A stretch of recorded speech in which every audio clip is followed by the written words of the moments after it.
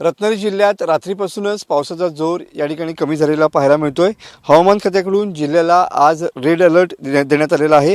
रत्नागिरी जिल्ह्यातील सर्वच नद्या अजूनही पात्राच्या बाहेर वाहताना पाहायला मिळतात। आपण सध्या काजई नदीच्या ठिकाणी आहोत आणि तुम्ही बघू शकता की काजई नदी सुद्धा अजूनही पात्राबाहेर या ठिकाणी वाहताना पाहायला मिळते आहे।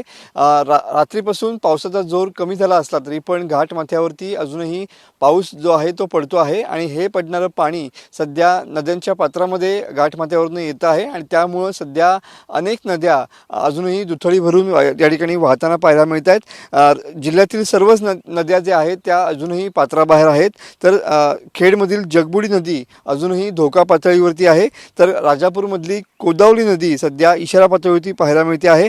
जगबुडी नदीमधील पाण्याची पातळी 9 मीटरवरती, तर राजापूरमधल्या कोदावली नदीची पातळी 5.40 मीटरवरती आहे। जिल्ह्यातील शाळांना आज मुसळधार पाऊस पडणार आहे, त्यामुळे सुट्टी जाहीर करण्यात आलेली आहे। तर रात्रीपासून या ठिकाणी सरींवरती पाऊस पडताना पाहायला मिळतोय। रात्रीपासून पावसाचा जोर जो आहे तो कमी झालेला आहे आणि त्यामुळे रत्नागिरीकरांना एक प्रकारे दिलासा मिळालेला पाहायला मिळतोय। कॅमेरामन समित गजनेसह मी मनोज लेले, TV9 मराठी, रत्नागिरी।